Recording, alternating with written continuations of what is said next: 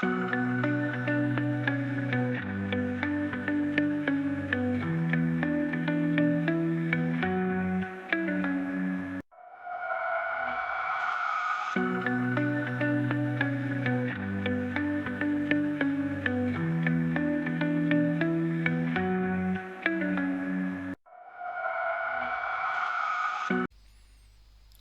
we are live. Welcome to another edition of the Goalpost, your ultimate sport experience. Get ready to dive into the action-packed world of sport. From edge of your seat highlights to in-depth analysis, we've got it all covered. As usual, I'm not alone. I'm with Timan. There are a lot of people call him Timan, but we know him as Timmy. He's a renowned sport analyst, and he will be diving into the world of football with us, giving us insight analysis, giving us detailed insight on his thought about the current trending news in the world of sport. Timmy, good morning. How are you doing? Good morning, good morning, good morning. Happy New Year, Nigeria. Happy New Year, Lagos. First show of the year. I think we enjoyed the holiday and everything. It was an impactful holiday. I ate a lot. Now we have to eat the gym again. Um, thank God. It's a lot has been happening in the world of football. It's been it's been crazy few weeks from Real Madrid getting bashing again and Man United heroics against big teams. A lot has been happening. A lot has been happening. Uh, Glad to be here again. yeah, thank you so much for joining in. It's always amazing, having this particular chat with you. Remember, this is our first show of the year.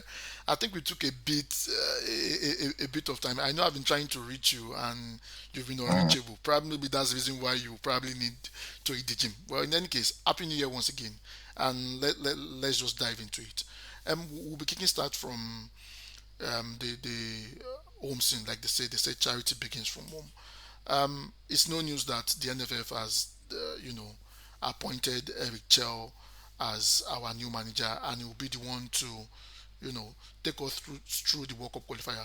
We were told that um, he was given a 6 month contract, only for us to hear in the media pally that he has been given a 2 year contract according to Guzau, and should he qualify us for the World Cup, there will be an extension, a 1 year extension. So an ex-international has said that Excel must qualify the Super Eagles for the 2026 World Cup. What is your opinion about this? That is Okpala, who was one of our players in the early 70s and late 80s. Um, um, um, to me, I just feel hiring Eric is. I just hope we do not regret it.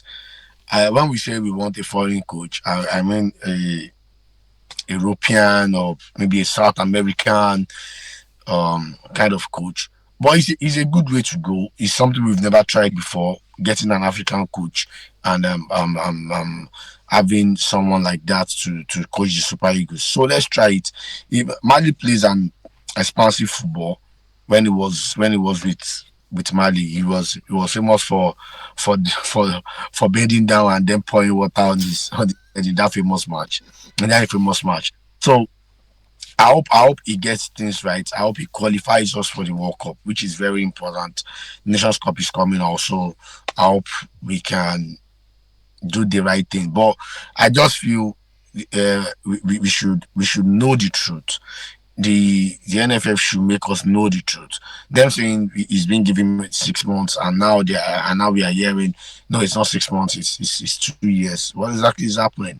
We need to know the details of his contract. What exactly is going on, and he needs to start doing things, working with the home base. I believe if he should mix the home base players with the foreign players, then he can gel. And I want to see what he will do with the two Victors, because Victor Boniface, as big as he is outside the shores of Nigeria, he has not really performed well for the Super Eagles. So I want to see how he will integrate Boniface and Osimhen to make them play together. I want to see what they will do up front together. I really want to see it. Okay, that's fantastic. A whole lot of people have been saying, for me personally, I probably think the game against the Rwandans at the Amahoro Stadium will probably have a bearing on, um, how we proceed with Eric Chell. A whole lot of people feel if he does not get the maximum 3 points in that particular game, there will be no point keeping him. Every other thing will just be, excess to requirement. What do you think about that? Um, you gave him the contract, irrespective of what happens in the match. You already gave him the contract. He has the contract already. I just feel we need these 3 points. We need these games. We need to start winning. We need to start improving as a team. We need to the amount of talent that Nigeria has now. We need to start getting those 3 points. We need to start winning. I just hope he performs well. I hope he plays well. I hope we don't need to be saying sack him now and get another foreign coach. I hope we are not going to be saying that in a couple of weeks to come. Okay, that's fantastic. Well, that takes me to still on this same issue. Um, in the media parley where Gusau was highlighting what they expect from Eric Chell, and one of the things he highlighted was Eric Chell has been given the mandate to oversee the Chan Eagles. Is it that they want to ensure that the local based players are part of the national team? A whole lot of people have been clamoring for the fact that they continue to exclude the local based players, the home based players rather. That's what I said. That's what I said earlier on. He needs to integrate the home based players into the team because I feel the home based players are more hungry. They are the one that will do the dirty job and all these things. A Wilfred Ndidi for me, fantastic player by the way. I don't think he's at the top of his game. We could get another DM that plays in the home base, that plays in Nigeria, that plays in the home base Eagles, whatever they are doing. He can play there. He can perform. We should get players that play in the Nigerian league and integrate them. When we won the AFCON in 20, that's part of the things RIP to his soul, Lee Stephen Ketchy did.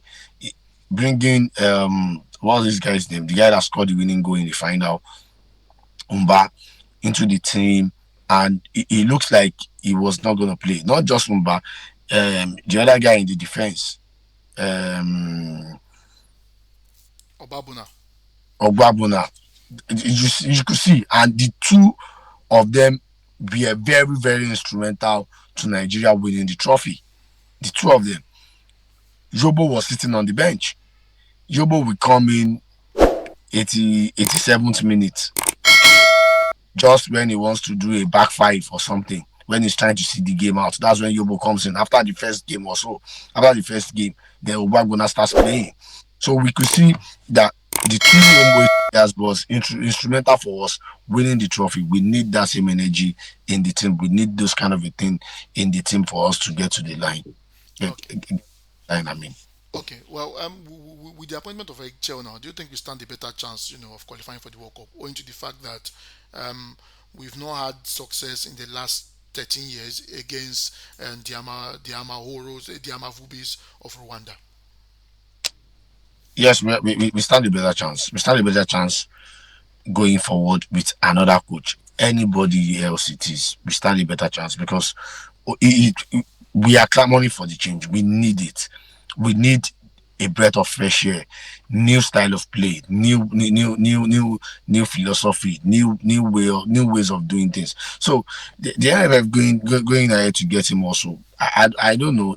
They might have seen something that we don't for them to go get him. I don't think they are delusional to just go ahead and just get him and no, I don't want to think so. So I just feel everything goes well. It's different. There's difference between getting a coach and there's difference between the coach performing well. It's two different things. So we've gone out to get the coach. I really, really hope luck again is on his side. It's African football, of course. I hope he performs very well. Okay, that's fantastic. Still staying with the Super Eagles, shifting gear from the NFF, but still staying with the Super Eagles. There has been reports, you know, there has been reports that Trustekong came out to say that it was because of the NFF's intervention that was the reason why he was part of the national team that went for the last Nations Cup. Um, in an interview that he gave, he said that Parcero froze him out of the team during a particular match, and since then he left him out. But if not for the intervention of the NFF, those in the glass house, he wouldn't be part of the Super Eagles. What do you think about the NFF interfering in a job that they have given to a particular coach? I mean, if you have given someone a job, you are expected to hands off and let the person do the job.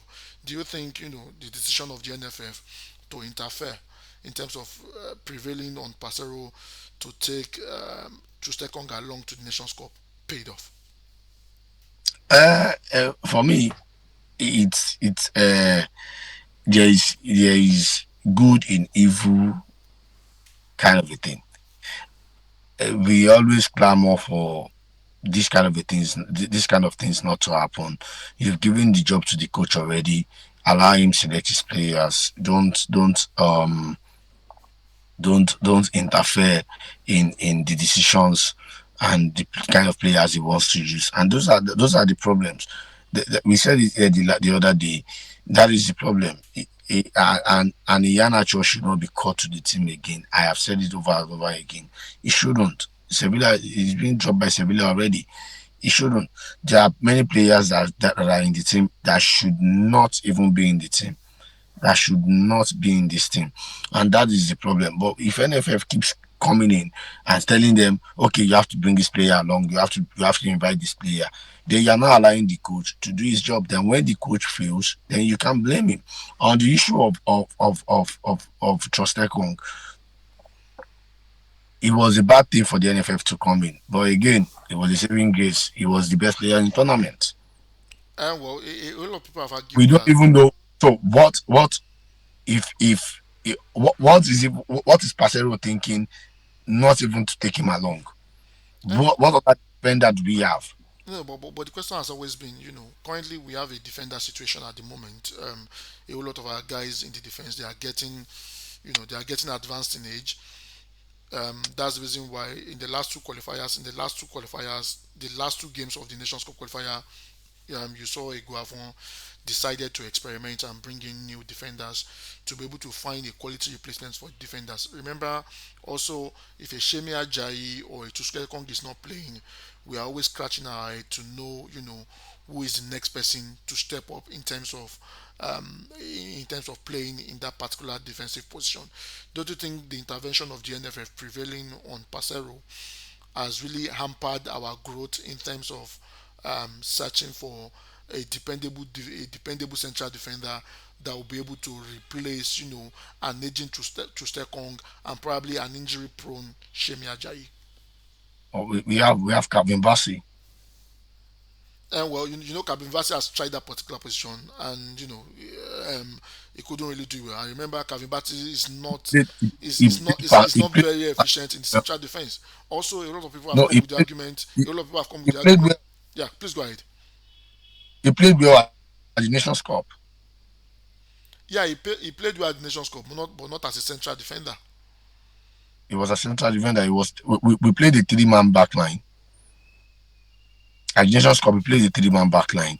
Even at Fulham, where does he play? Fulham, he starts at the right hand side most of the time, and sometimes he plays in the center of defense. Remember in the Nations Cup, Yes, he when plays in center. I'm sorry, defensive midfield Um, role rather. That's what I mean, defensive midfield role. Remember in the Nations Cup, Calvin Bassey was always deployed as the second holding midfielder in front of our defenders, and that's the reason he's just because inverting. No, no, no. He's just inverting to play, just like what Man City was doing last season. John Stones starts as a central midfielder, then as a central defender. Then when the game starts and as the game progresses, you'll be seeing him in that DM role and he'll be rotating and stuff like that. And that's how he plays. It's not bad. For me, we have a aging situation. Yes, there are tons of players out there. All you need to do is go and check them out. For me, I feel Kevin Bassey can play as one half of the central defense. I don't know. There are many names out there. It skipped my head right now, but I know there are people out there that can play these parts, that can play these roles. All we need to do is just to um have a full flowing philosophy. That's the problem of Nigerian football. We cannot string two, three passes together. It's not the problem of defense alone. We can't even string two, three passes together. We can't. Okay. And I feel, and if you check the home base team, the home base players, then you can take someone.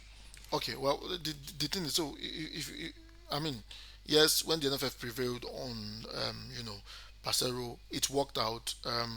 Trustekong became a very important part of the Super Eagles team. It became a very integral part, and he was even able to make it to the top 10 of the African Football of the Year shortlist. However, if you look at the case of prevailing on coaches to use players, remember there's a particular Tanemu who, he plays in the Zambian league and he ended up in the national team. And you know how that ended. I mean, Tanemu contributed to where we are in the World Cup qualifier at the moment. Remember, he played against South Africa and he played against Benin Republic, and he had a very horrible game, and he was responsible for some of the goals we conceded.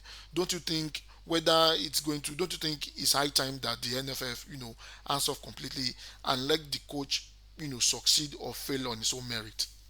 Yes, that's what we've been clamoring for all these years. NFF should answer off completely.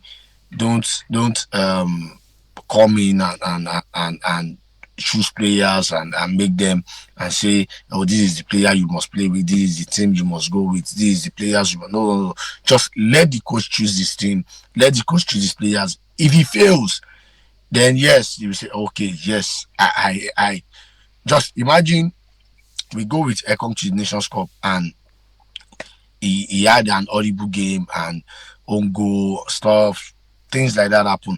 Barcelona would have come out and said, I don't want to take the guys to the nation. They made me take him to the Nations Cup. Now see what is happening. That's exactly what I'm saying. So let the coach fail, let the coach succeed on his own. Don't stop helping him. You don't need to help him. You give him the job already and let him do it. Okay, that's fantastic. So let's move over into the transfer market. This is the period where a whole lot of players, a whole lot of talk about players moving and the rest of that. So I want to start with Kyle Walker. Um, there has been controversy as regards Kyle Walker. First of all, the news came out that some clubs in Saudi Arabia were willing to, um, you know, pay for his transfer, buy him from Manchester City, and probably, give him a contract that is worth a £400,000 every week. However, if we move forward after that, probably maybe that did not come through. There are indications that AC Milan are keen on bringing, you know, Kyle Walker. Yes, it's going to be a reduction in pay, but I feel maybe Kyle Walker is, thinking about staying in Europe and not moving to Asia. Probably maybe he still wants to be part of the biggest tournament in Europe.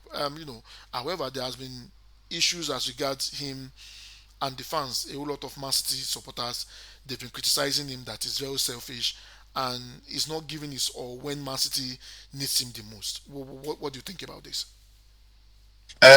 This season, his performance has been below par, and kudos to him for him to recognize that. Hey, I think I should get out of here.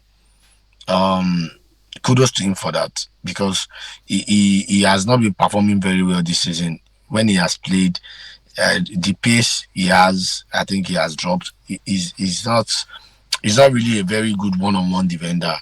If he lies on his pace a lot, he's getting old. As you're getting older, your pace is reducing. So he's not all that. um at the top of his game at this moment. So you could understand the reasons why he wants to leave. And nobody knows what is going on behind the scene also.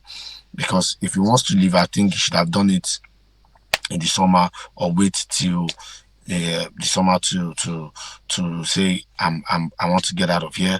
But if he wants to leave now, I trust Pep. Pep doesn't hold any player back. You can go. For me, I feel you should just go to Saudi and go and collect money, or else go and cash out. You are getting to the end of your career already. No need to be to the AC Milan. You go to the AC Milan to go and suffer because they are not like getting team that want to win anything tangible. So you should just go to the Saudi league and go and cash out. That's what I feel. Okay, still staying on the transfer news. There has been reports that Napoli is interested in signing Garnacho. They've been asking questions about him in terms of the transfer fee. Also, in the same vein, it might seem that Marcus Rashford has played this last game under Ruben Amorim because it seems Ruben Amorim is not letting go, and it seems Ruben Amorim does not have, Marcus Rashford in his plan. Do you think Rashford and Garnacho should leave, owing to the fact that the Manchester United team, they are building a project and they want to make the project around all these younger players. Garnacho is just, he will turn 21 sometimes later this year, and we have an Amadou Diallo who is 20, a Kobe Mino who is also 19, and just so we have Manchester United have a young crop of players coming up, and they are trying to build around those players. Do you think it would be a good move for a Garnacho to leave Manchester United right now, owing to the fact that he was also dropped earlier before he found a way back into the team, and also for Marcus Rashford? Do you think it's time for him to leave? Rashford, I feel his ego has been his greatest undoing. I watched an interview where Ruben Amorim said they asked him if he was in Marcus Rashford's shoe, what will he do? He said he's going to speak to the manager. That's what he will do. So that means Rashford has not really spoken with the manager. And I feel now you see what Ronaldo felt, Marcus Rashford. Now you see it exactly what Eric Ten Hag did to Ronaldo. Just that the difference is this man is giving you a chance to work hard and you will play. Work hard and you will play. And he's not disrespecting you in the press conference. Every Ten Hag was disrespecting Ronaldo in the press conference. That's the difference. Now, coming to Marcus Rashford, for me, I feel he should just leave. He should leave. Barcelona are interested. Um, I think PSG will AC be Milan is needing. also interested. I think PSG will be needing a striker also because Kolo Muani has gone to is going to Juventus. So I think PSG will be needing a striker. Gonzalo Ramos is not really a very good striker, so they will be needing a striker to complement the signing of Kvaratskhelia. So for me, I think he should just leave. Man United should try everything possible to keep Garnacho because these are our young players. Marcus Rashford is not that young anymore. Rashford can leave, but Man you should hold on to Garnacho. We need these kind of players. We need these players. But if he doesn't want to play, that's the point. If he doesn't want to play, then he can go. And I feel him going to Napoli will be good for him. Napoli are on top of their game. They're playing very well. McTominay is performing very, very well in Napoli. Very, very, very well. So he can go if he wants to. But for me, if Man United can keep him, Man United should keep Garnacho. However, a lot of people have said, Garnacho, I for one, I think that's my opinion. I don't know. Maybe you agree with this. I think Garnacho is another Antonio Martial, a player that has a whole lot of potential, but did not get to reach that particular potential. I mean, look at if Foden burst into the Man City team at 18 and has been an integral part of the Man City team, except for times when he's injured. Don't you think that's the reason why there has been talk about shipping out Garnacho from Manchester United? If you Foden should bust into the Man United team at 18 or 17, what do you think would have happened to his career right now? Well, I don't know. That exactly he will be struggling. It's not really the player thing. It's a Man United thing. United as a whole has really really um come down, but they are not where they are supposed to be. The kind of players they sign, the kind of things they do, the kind of coaches they hire, and I think they are trying to get it right. So for me, Ganacho, if with the right players coming in and the right things being done, I feel Ganacho is one of the Ganacho. Once time ago, Ganacho is the go-to man of matches. The way we are looking at Ahmad now, as Ahmad on top form, and this is it. That's how Man United was looking at Ganacho before. So I feel if he can get his head right, put his head up, he's going to play. But again, I feel this Amorim system is not really favoring Ganacho. It's a system that will favor Garnacho is the 4-3-3 system, and I don't think the coach is going to play that. So if he's not going to play in Manchester United, he can leave, and when he leaves and start performing in Napoli, Man United are going to be biting their fingers because he's an exceptional talent. Okay, that's fantastic. Let's move to the La Liga, and Barcelona dispatches Real Betis in a five-star performance. Barcelona has been in incredible form. Remember, they played Real Madrid in the Super Cup final, and it was it was an horror scene for Real Madrid. Even we have clips of Hendrick being frustrated on the bench while Yamin Lamar was having a field day. Do you think Barcelona has the number of Real Madrid all the time? I feel right now, Barcelona has the number of Real Madrid. They are going to meet again in a couple of weeks in Copa del Rey's quarterfinal. Madrid plays today. Barcelona won yesterday. Madrid plays today. Um, Madrid wins today, and they will meet again at the quarterfinal of the Copa del Rey. And again, I just hope Real Madrid can turn up. I feel Ancelotti is too stubborn to to get the right things. I feel you have a Carvajal that got injured. Why not sign another player? Putting up Lucas Vazquez against Yamal is an insult against Rafinha. Is an insult to Rafinha because Rafinha this is the best time of his life. This is the time he's playing the best football. A Ballon d'Or. He's having a Ballon d'Or season. Well, He's that's true. having a Ballon d'Or That's season, true. A lot of and people, you're a putting lot of, up a putting lot of, up Lucas Vazquez against him. What happened? well, a lot of people have been, they've been touting him for the next Ballon d'Or. Um, I, No, I, no, I, no. I said he's having a Ballon d'Or season. yeah, yeah, no, I mean He's not. a whole lot He's of not. Barcelona fan. They've been He's saying they've a been saying Barcelona fan. definitely they've been saying he's in the conversation for the Ballon d'Or. However, He, of course, I mean, conversation. this was a player that was struggling in Leeds. What do you think happened differently? What do you think happened that he picked up from and is very instrumental in the ascension of Barcelona? The right coach, the right style of play.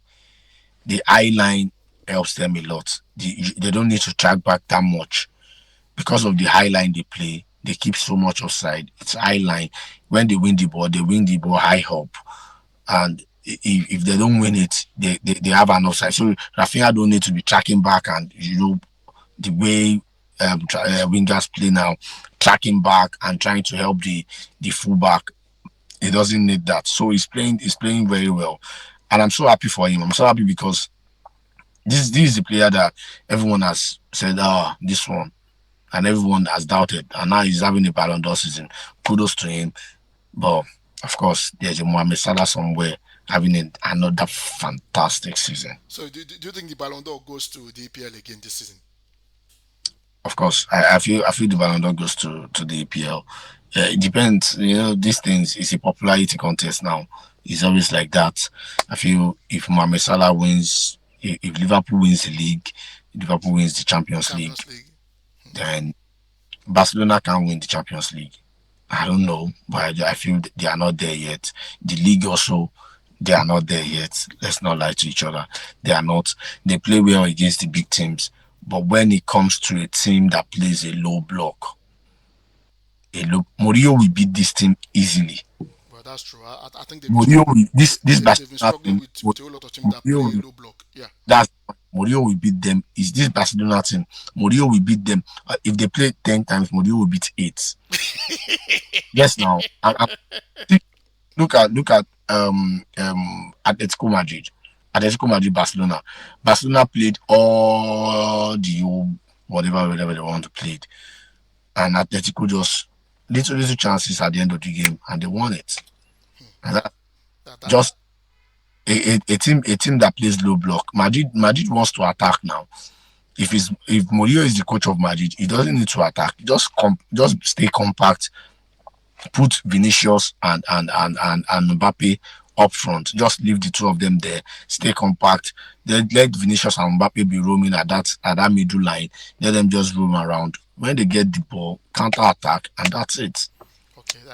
That's fantastic. Since we are on the EPL now, you spoke about Salah and the rest of that.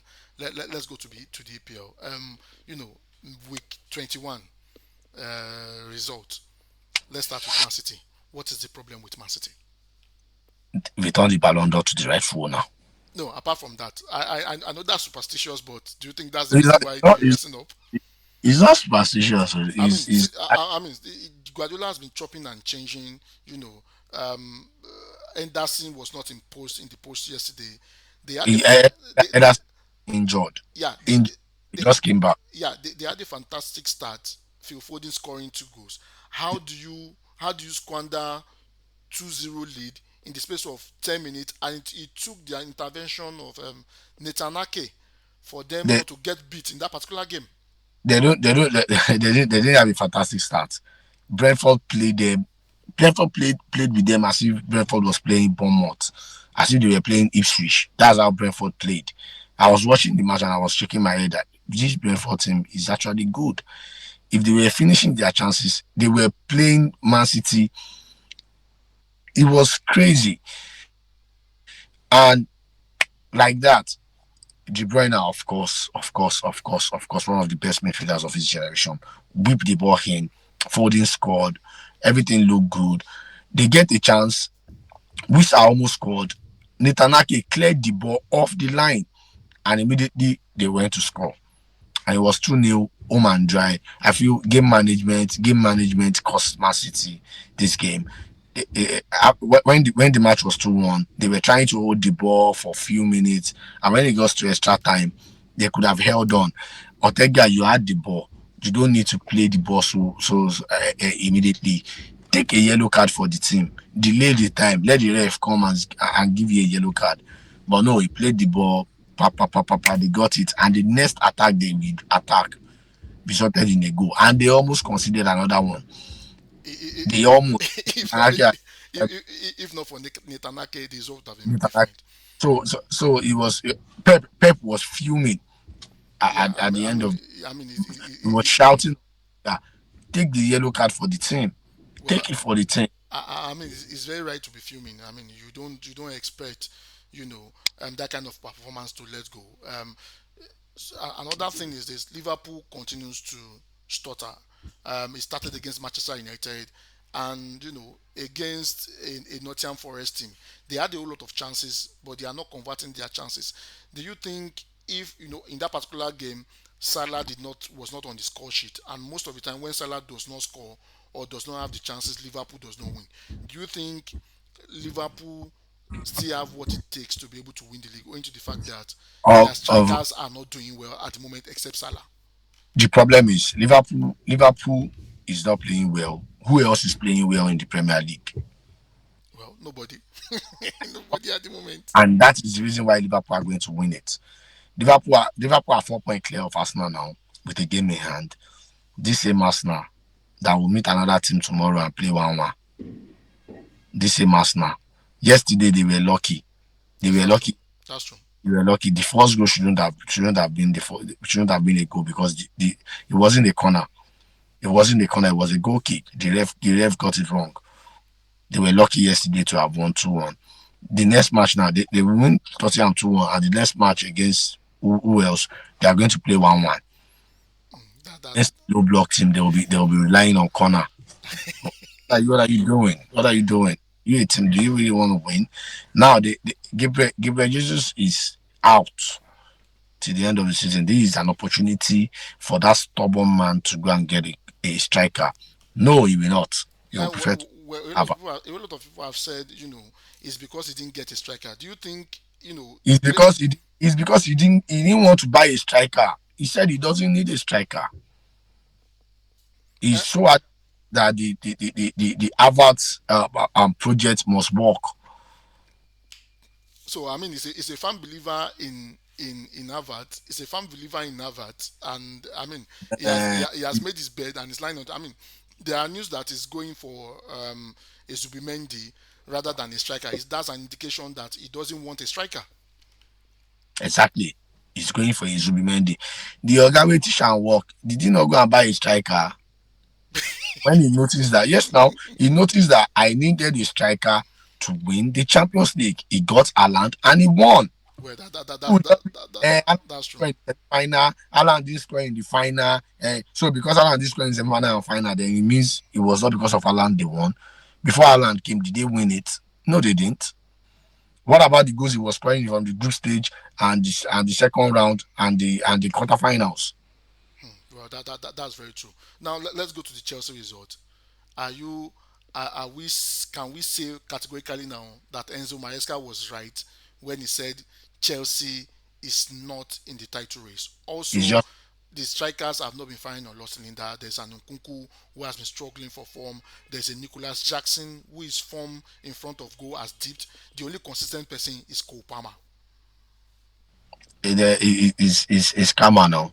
When they were flying, people were saying Chelsea are title contenders. They will say they are not. Oh, everybody's saying they are not title contenders. So, and now, really, really, they are not title contenders. Enzo Maresca, I feel is an Enzo Maresca thing. Okay. If you the championship he won with Leicester Hmm. that made Leicester come to the Premier League, the majority of the job was done in the first half of the season. But The that's second half true. of the season, they were drawing, losing, winning here and there. It wasn't really convincing. And I feel he's a first half of the season coach. So now we are seeing the second half of the season. We are seeing what exactly is happening. I believe Chelsea need a potent striker. Nicolas Jackson will not get them over the line. And that's what Mikel Obi, for the first time in my life, I agree with Mikel. I have never agreed with Mikel Obi before. I'm agreeing with Mikel Obi. Chelsea need a potent striker. A striker that even if the vendor will be scared and Osimhen is there. I don't know why all these teams. I don't know. I don't know. Osimhen is playing in Fenerbahce for God's sake. Anybody, Galatasaray. I mean, in Galatasaray for God's sake. Anybody that comes and say, "Boy, come here, top team."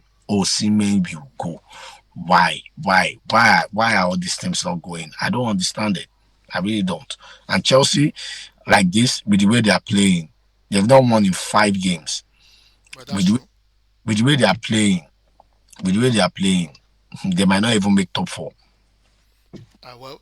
If you're talking about top four, Newcastle's in top four. They've been able to play themselves into top four. Do you think Eddie Howe has been able to build a consistency with that particular team?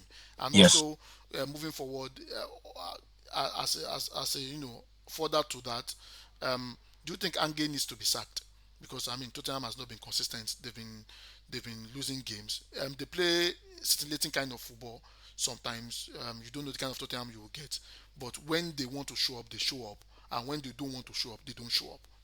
they shouldn't sack him. They should leave him. He said in his second season he always win a trophy. That's what he said. He's almost in the final of the Carabao Cup. Abi? Yes, Carabao Cup, yes. exactly. So he's almost in the final. He's one leg in the final, leading to 2-0. So they should leave him, let him finish what he started. So I believe in second leg, if he can see out Liverpool, he's gonna win the trophy. And they should give him players, give him better players so that he can compete. Sign players for him so that he can compete. Newcastle, Isaac has been amazing. Alexander Isaac has been so amazing. I think he's like the best striker in the Premier League right now. He's so much in form. Anything he touches turns to good. But I think Newcastle needs to stay in the top four for them to keep Isaac. If they don't stay in the top four, Isaac is going to leave. But if Isaac is going to league, is he going to stay in the EPL or he probably goes Of outside course, the we EPL? stay in the EPL. He will stay in the EPL. He will stay in the EPL. I think he will stay in the EPL. He only wants to go back to Spain. Okay, and there are top clubs in the top four that are looking for striker. There's a That Chelsea, there's a Arsenal that needs a striker badly. There's a Chelsea that needs a striker badly. Even there are talks that Manchester United will probably need a more potent striker than he will not come to than you. than Ireland. But in any case, let's look at the game for today before we wrap up. Let's use this as a wrap up talk. Manchester United is playing today. Manchester United is playing a Southampton team that there is little to be desired about the Southampton team. It seems they are doomed for relegation. Do you think this particular game will go in the favor of Manchester United, owing to the fact that the last game that they played, the two games that they have played so far, it has ended in draw. Yes, they won the penalty against Arsenal. However, the last two games has ended in draw, and they actually struggled in both games. It's a relegation battle. Uh, So you believe Manchester United is a relegation battle? we are in 15th. It's a relegation battle now. Wow. 15 versus last is a relegation battle. Uh, we are trying to survive in the Premier League. It's a shame. Man United are going to struggle again today. If we are going to win, it's not going to be convincing. I feel. All these big teams we have played, we perform more against the big team. We stay compact. We try to hit them on the counter. We cannot hit Southampton on the counter. Southampton itself has come to stay compact. We cannot hit Southampton on the counter, and that's where the problem comes in. That's where we need creativity in the team. Bruno is not that kind of creative player. I'm sorry, but it doesn't knock it for me. I believe a Paul Pogba in this team would have excelled so much Because of the style of play. because of the style of play the way Man United are playing now. A Paul Pogba against this Southampton, all these teams with low block would have excelled in this team, and we just need someone that can dictate the pace of the game. A player that is very creative, create chances for the strikers and the forwards to just score. That's what I feel. But this game, I feel Man United are going to win, but it's going to be a slight win, a struggled, fought hard victory. Maybe a 1-0, 2-1, at most 2-0 kind of. Do you think Manchester United would, on the last one, do you think Manchester United will miss Diago Dalot in this particular game? Yes, of course. Yes, of course. Man United are going to meet Jaguar a lot. Of course, he has been one of the consistent players that we have had over the couple of season also. I think since last season he has been one of my other consistent players, top performer. He's always performing well. But again, I feel sometimes this kind of a thing we need it. We need these players to sit on the bench to so that we can have. And the other day without Bruno, we saw what happened. First half we capitulate 3-0. First half already it was crazy. So this one, I want to see what the coach will do with and Diego Dalot being missing. We'll see what will happen, but I think he will be missed. Okay. Thank you so much. It has been amazing chatting with you. And I hope your team will probably do the magic for you. Thank you again. Thank you for joining in. All right, take care. Yeah. Goodbye. Yeah. Thank you. And this comes to our end of our show today. Subscribe, like, comment. We see you next time.